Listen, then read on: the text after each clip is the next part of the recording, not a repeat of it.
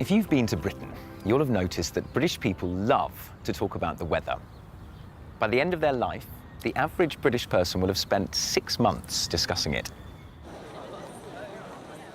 A recent survey found that a quarter of the population use the weather as a conversation starter. And 70% of people check the weather every day. Recently, it has become even more popular as a conversation topic. This is because the weather in Britain is becoming more extreme. In 2013, the country had the coldest spring in 50 years, and 2012 was the wettest year since records began.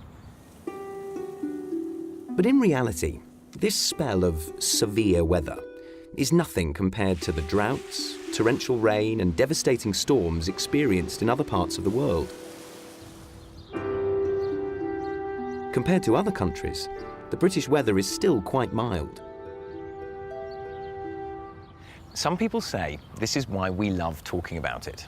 The weather is a safe topic of conversation, perfect for the famously reserved British. But whatever the reason, one thing is certain. This national obsession with weather shapes our everyday lives and has had a huge social impact, influencing the country's economy and its politics. In 2011, the British Chancellor, George Osborne, blamed the weather for the country's disappointing economic performance, because the winter of 2010 had been the coldest and snowiest in decades.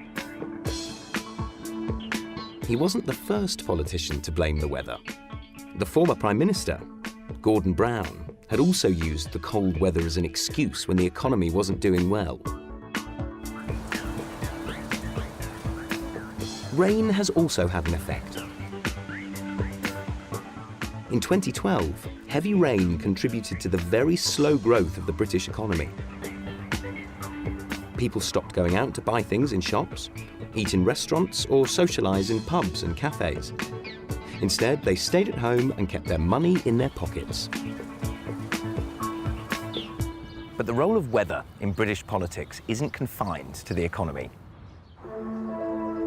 British elections are almost always held in the spring or the summer.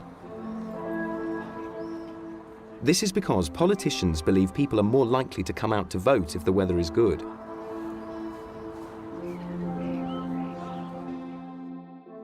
Some experts say that the weather is why the UK has never had a revolution.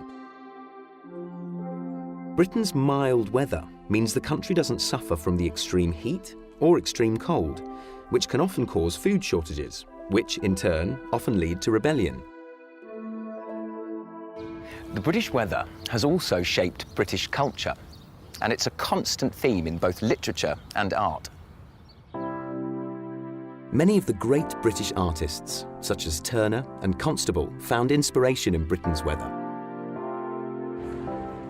It appears in many famous British plays, books and poems, and features heavily in the work of the country's most famous writer, William Shakespeare.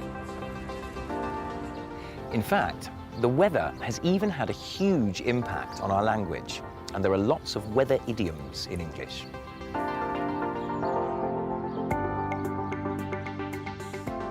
If you say you are under the weather, it means you're ill.